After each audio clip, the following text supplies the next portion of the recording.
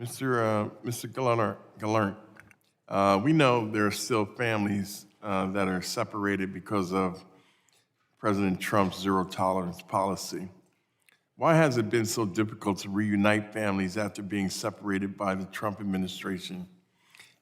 Is it in part because of the last administration's failure to keep appropriate records of these children and families that this has been made so difficult? You know, they collected them all up and rounded them all up and put them in the cages and then, you know, what, why has it been so difficult? That's exactly right, Congressman. What the federal judge who ruled on the family separation policy and called it brutal and unconstitutional said was that it appears that the federal government kept track of property better than it kept track of children. And so what we learned was that many, many parents, hundreds, more than 1,000, had been deported without their children. And when we said the Trump administration needs to look for these families and reunite them, they refused. And so we, along with partner organizations, said that we will try and find these families. But because there were no records, it has been painstaking, and we are still looking for many families. And it has required phone calls, mailings, posters, but also just actual detective work on the ground by a group called Justice in Motion, as well as other groups. And we are still looking for families. And because the records were not there, it has been just an unbelievable task that we hope that all these families are ultimately reunited. We won't stop till they are. But some of these children were taken away when they were babies or toddlers, and so now they've lived almost their entire lives without their parents.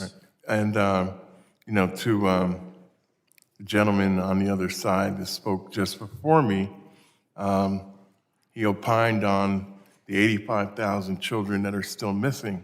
Well, I know one of the reasons they're still missing because nobody took the time to make sure they took an accounting of where these children were. So that might be a part of that 85,000 that he's so worried about.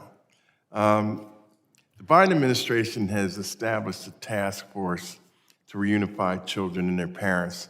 What more can be done to help find the still missing families? I think the task force has done a very good job. I think it got off to a slow start, but now it is working diligently with partners. Ultimately, I'm not sure that there are a lot of specifics. I think we probably are doing everything we can, but these last remaining families could be in hiding, and it's difficult. But I'm happy to work with the committee on additional steps as we discover them. Thank you. Last week, the Department of Homeland Security published a report describing the efforts the department has undertaken to review the incorporate feedback from organizations representing the needs of children, including children within underserved communities, into the department policy. This report was established as a result of my bill, the Homeland Security for Children Act, which was signed into law last year. The report states separating children from their families to deter other individuals from coming to the United States and asserting an asylum claim is in clear opposition of our nation's values. So I just wanted to put that on the record. And Mr. Gallant, if a future administration was to bring back a policy that separated children from their families in some way, what potential impact would there be on these children? If the policy came back, I think what we would see is exactly what we saw before.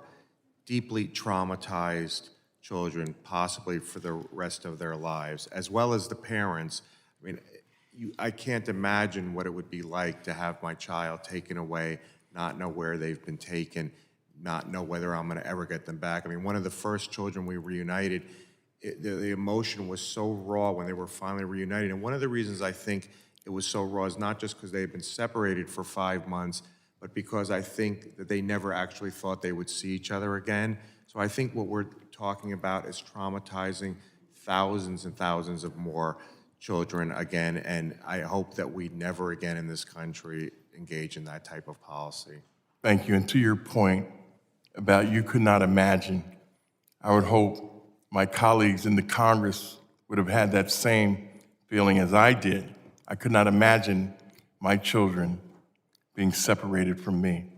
And I hope the former president and my colleagues realize that fact. And I yield back.